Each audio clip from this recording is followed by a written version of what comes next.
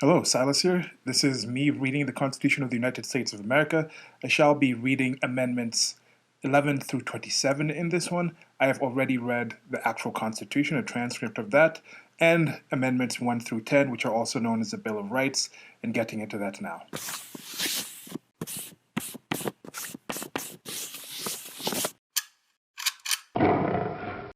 If you listen to this and it's the one where I'm just doing the reading straight out, I'm going to edit in that reading right now. Thank you for listening. Now I'm going to get into the reading of the Constitution of the United States of America, Amendments 11 through 27. And I'm reading this from archives.gov. You can find that there and you can read it through yourself. I shall be reading 11 through 12 just straight as it's written, and then I'll give some commentary after if you are listening to the version where there is commentary. If not, you can find that version wherever you're listening to this. There should be a link to that present. Okay, so Amendments 11 through 27, clicking from the main page here, and there's not much said here. It just goes into the actual thing. Some of the other ones had some information about it. With the first 10 amendments, also known as the Bill of Rights, they were inspired by Thomas Jefferson, who will be the speed drawing going on the screen if you're watching the video version of this, and they were actually transcribed by James Madison, who was the speed drawing character in the video version of me reading 1 through 10. He also wrote the draft, I think, of the actual Constitution, which was actually engrossed by Jacob Chalus, Chalus, and that's the one that's actually available to actually see the famous image that you see that's in the National Archives building in Washington. And for that first reading of the actual Constitution, the speed drawing for that was George Washington, the first president of the United States of America. So getting into this now, there's not much here, as I said, so just into the reading. The Constitution, Amendments 11 through 27. Constitutional Amendments 1 through 10 make up what's known as the Bill of Rights. Amendments 11 through 27 are listed below. Amendment 11, passed by Congress on March 4th of 1794, ratified February 7th of 1795. Note: Article 3, Section 2 of the Constitution was modified by Amendment 11. The judicial power of the United States shall not be construed to extend to any suit in law or equity commenced or prosecuted against one of the United States by citizens of another state or by citizens or subjects of any foreign state. Amendment 12.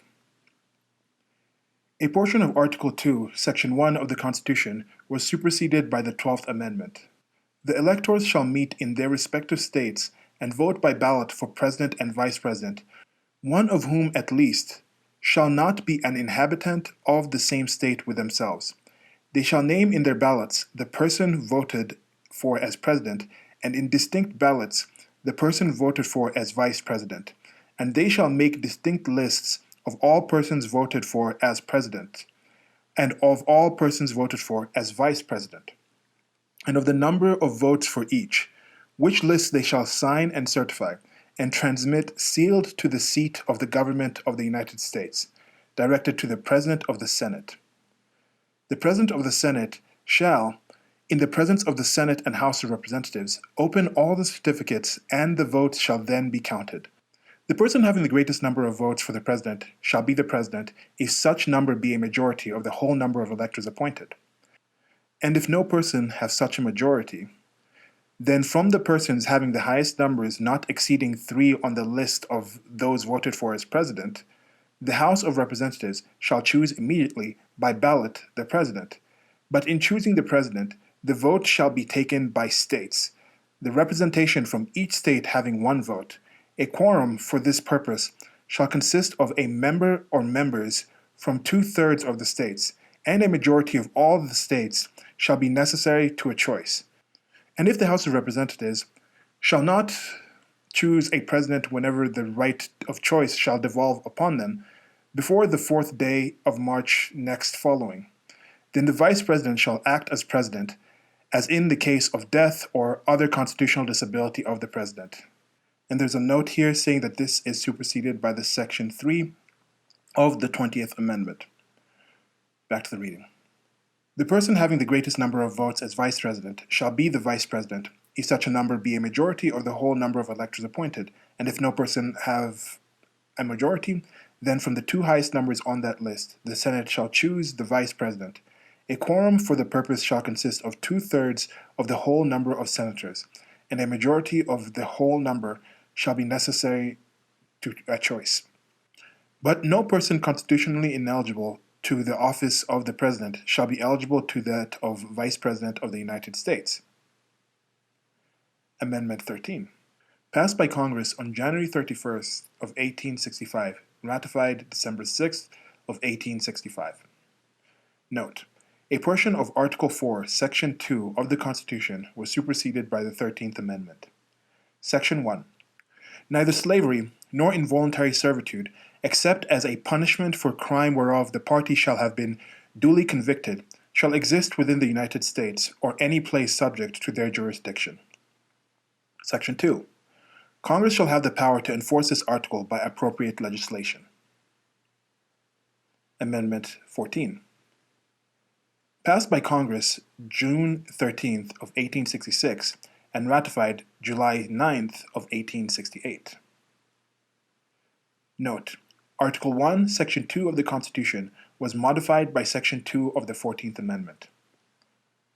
Section 1. All persons born or naturalized in the United States and subject to the jurisdiction thereof are citizens of the United States and of the state wherein they reside.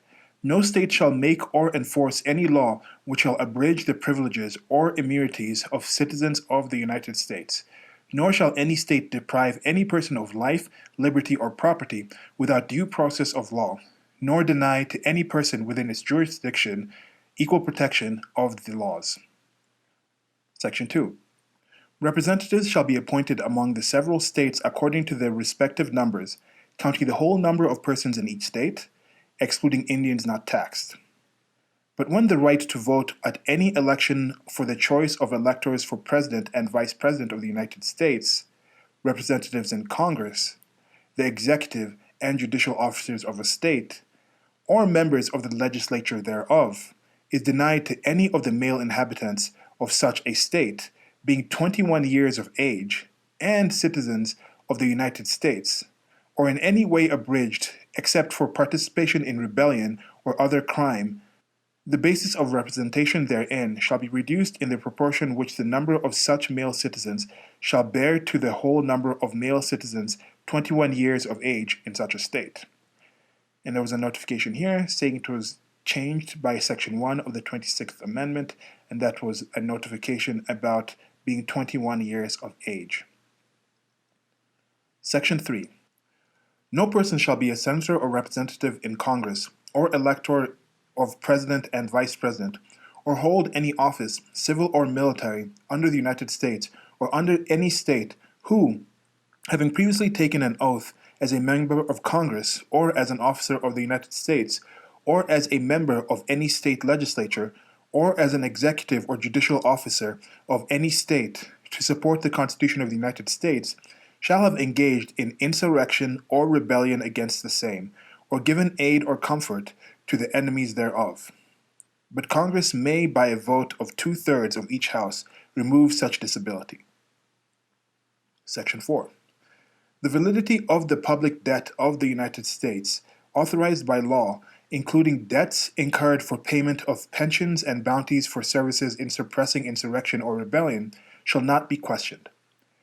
But neither the United States nor any state shall assume or pay any debt or obligation incurred in aid of insurrection or rebellion against the United States, or any claim for the loss of emancipation of any slave.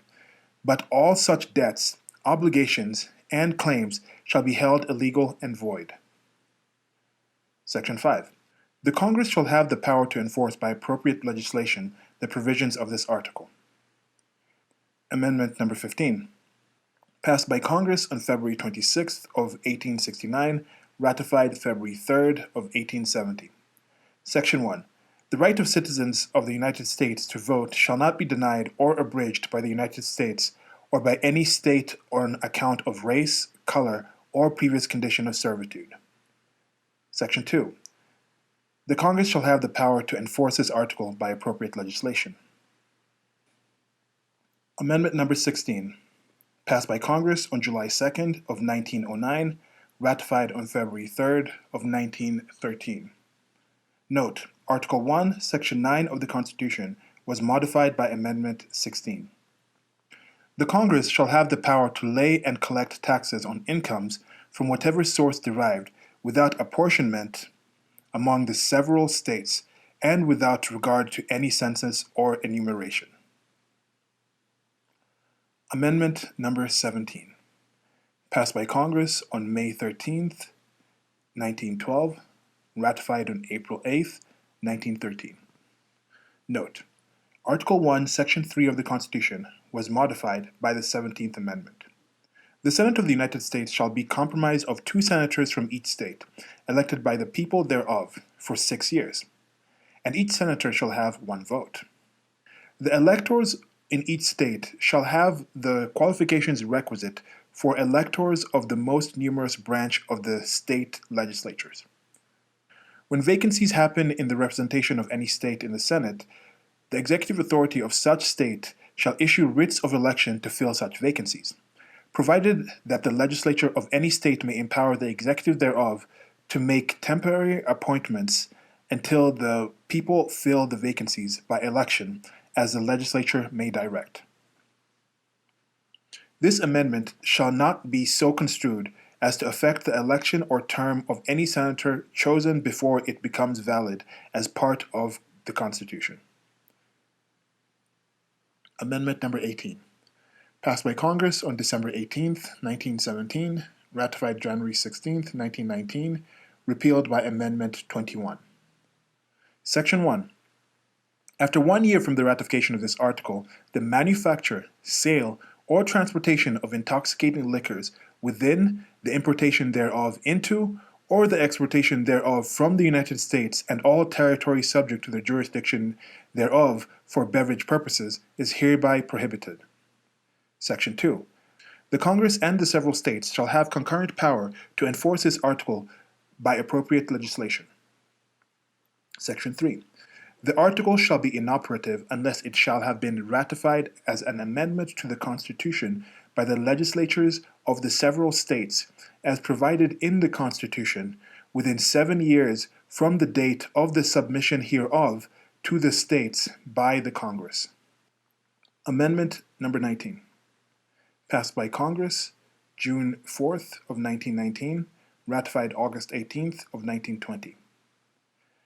The right of a citizen of the United States to vote shall not be denied or abridged by the United States or by any state on account of sex. Congress shall have the power to enforce this article by appropriate legislation. Amendment number 20, passed by Congress on March 2nd of 1932, ratified by January 23rd of 1933. Note: Article 1, Section 4 of the Constitution was modified by Section 2 of this amendment. In addition, a portion of the 12th Amendment was superseded by Section 3. Section 1. The terms of the President and the Vice President shall end at noon on the 20th of January, and the terms of Senators and Representatives at noon on the 3rd day of January of the years in which such terms would have ended if this article had not been ratified, and the terms of their successors shall then begin. Section 2. The Congress shall assemble at least once in every year, and such meeting shall be at noon on the 3rd day of January, unless they shall by law appoint a different day. Section 3. If at the time fixed for the beginning of the term of the President-elect shall have died, the Vice President-elect shall become the President.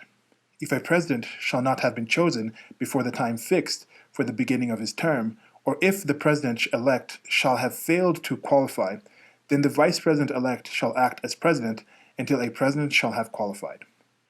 And the Congress may by law provide for the case wherein neither a President-elect nor a Vice President-elect shall have qualified, declaring who shall then act as President, or the manner in which one who is to act shall be selected, and such person shall act accordingly until a President or Vice President shall have qualified. Section 4. The Congress may by law, for the case of the death of any of the persons from whom the House of Representatives may choose a President, whenever the right of choice shall have devolved upon them, and for the case of death of any of the persons from whom the Senate may choose a vice president, whenever the right of choice shall have devolved upon them. Section 5. Sections 1 and 2 take effect on the 15th day of October following the ratification of this article. Section 6. This article shall be inoperative unless it shall have been ratified as an amendment to the Constitution by the legislatures of 3/4 of the several states within 7 years from the date of its submission. Amendment number 21. Passed by Congress on February 20th of 1933 and ratified on December 5th of 1933. Section 1. The 18th article of the amendment to the Constitution of the United States is hereby repealed. Section 2. The transportation or importation into any state, territory, or possession of the United States to deliver the use therein of intoxicating liquors in violation of the laws thereof is hereby prohibited. Section 3. This article shall be inoperative unless it shall have been ratified as an amendment to the Constitution by the conventions in the several states, as provided in the Constitution, within 7 years from the date of the submission hereof to the states by the Congress. Amendment 22. Passed by Congress on March 21st of 1947, ratified on February 27th of 1951. Section 1. No person shall be elected to the office of the President more than twice, and no person who has held the office of President or acted as President for more than 2 years of a term to which some other person was elected President shall be elected to the office of the President more than once. But this article shall not apply to any person holding the office of President when this article was proposed by the Congress, and shall not prevent any person who may be holding the office of President or acting as President during the term within which this article becomes operative from holding the office of President or acting as President during the remainder of such term. Section 2. This article shall be inoperative unless it shall have been ratified as an amendment to the Constitution by the legislatures of 3/4 of the several states within 7 years from the date of its submission to the states by Congress. Amendment 23. Passed by Congress on June 16th of 1960 and ratified March 29th of 1961. Section 1. The district constituting the seat of government of the United States shall appoint in such manner as the Congress may direct. A number of electors of President and Vice President equal to the whole number of senators and representatives in Congress to which the district would be entitled if it were a state, but in no event more than the least populous state. They shall be in addition to those appointed by the states, but they shall be considered, for the purposes of the election of President and Vice President, to be electors appointed by a state, and they shall meet in the district and perform such duties as provided by the 12th article of amendment. Section 2. The Congress shall have the power to enforce this article by appropriate legislation. Amendment 24. Passed by Congress on August 27th of 1962 and ratified on January 23rd of 1964. Section 1. The right of citizens of the United States to vote in any primary or other election for President or Vice President, for electors for President or Vice President, or for senators or representative in Congress shall not be denied or abridged by the United States or any state by reason or failure to pay any poll tax or other tax. Section 2. Congress shall have the power to enforce this article by appropriate legislation. Amendment 25. Passed by Congress on July 6th of 1965 and ratified February 10th of 1967. Note: Article 2, Section 1 of the Constitution was affected by the 25th Amendment. Section 1. In case of the removal of the President from office or of his death or resignation, the Vice President shall become President. Section 2. Whenever there is a vacancy in the office of the Vice President, the President shall nominate a Vice President, whom shall take office upon confirmation by a majority vote of both houses of Congress. Section 3. Whenever the President transmits to the President pro tempore, or the Senate and the Speaker of the House of Representatives his written declaration that he is unable to discharge the powers and duties of his office, and until he transmits to them a written declaration to the contrary, such powers and duties shall be discharged by the Vice President as acting President. Section 4. Whenever the Vice President and a majority of either the principal officers of the executive departments or of such other body as Congress may by law provide, transmit to the President pro tempore of the Senate and the Speaker of the House of Representatives the written declaration that the President is unable to discharge the powers and duties of his office, the Vice President shall immediately assume the powers and duties of the office as acting President. Thereafter, when the President transmits to the President pro tempore of the Senate and the Speaker of the House of Representatives his written declaration that no inability exists, he shall resume the powers and duties of his office unless the Vice President and the majority of either the principal officers of the executive department or of such other body as Congress may by law provide, transmit within 4 days to the President pro tempore of the Senate and the Speaker of the House of Representatives the written declaration that the President is unable to discharge the powers and duties of his office. Thereupon, Congress shall decide the issue, assembling within 48 hours for that purpose, if not in session. If Congress, within 21 days after the receipt of the latter written declaration, or, if Congress is not in session, within 21 days after Congress is required to assemble, determines by 2/3 vote of both houses that the President is unable to discharge the powers and duties of his office, the Vice President shall continue to discharge the same as acting President. Otherwise, the President shall resume the powers and duties of his office. Amendment number 26. Passed by Congress on March 23rd of 1971, ratified on July 1st of 1971. Note: Amendment 14, Section 2 of the Constitution was modified by Section 1 of the 26th Amendment. Section 1. The rights of citizens of the United States who are 18 years of age or older to vote shall not be denied or abridged by the United States or by any state on account of age. Section number 2. The Congress shall have the power to enforce this article by appropriate legislation.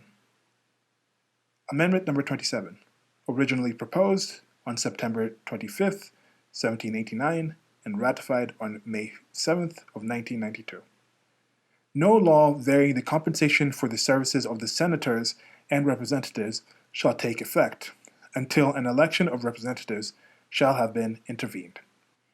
So that's it for the amendments. If you're here for the version that is just me reading the amendments, then goodbye and thanks for listening. Feel free to like, share, and subscribe, and also hit links to the merchandise store wherever you will be. As mentioned, if you're watching the visual version of it, there was a speed drawing of Thomas Jefferson going on the screen. He was a founding father and also served as the third president of the United States of America from 1801 to 1809. So for those of you, goodbye. Thanks for watching.